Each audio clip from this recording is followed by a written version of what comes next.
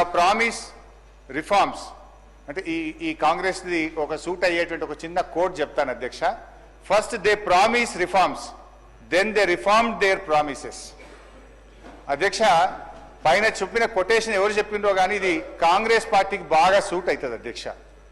ఎన్నికల ముందు మార్పు పేరిట వాగ్దానాలు ఇచ్చారు, ఎన్నికలయ్యాక ఆ వాగ్దానాలను ఏమార్చారు.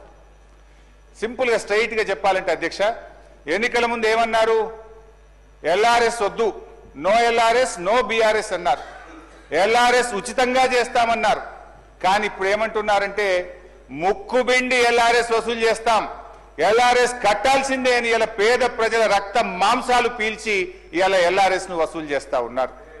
రెండవది అధ్యక్ష, ఆనాడు బట్టి గారు, సీతక్క గారు, ఉత్తమ్ కుమార్ రెడ్డి గారు ఫార్మాసిటీకి మేము భూములు సేకరిస్తా ఉంటే ఆ రోజు అక్కడ పాదయాత్ర చేసి పచ్చటి భూములు ఎలా తీసుకుంటారు, మా ప్రభుత్వం అధికారంలోకి వస్తే ఫార్మాసిటీ భూములు తిరిగి వాపసిస్తాము అన్నారు. ఈ రోజు ఏమంటున్నారు అధ్యక్ష?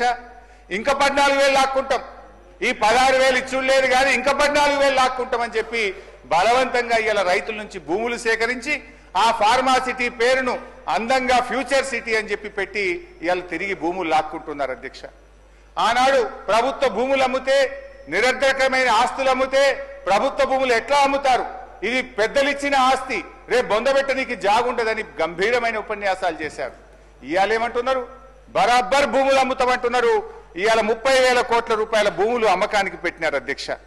అంటే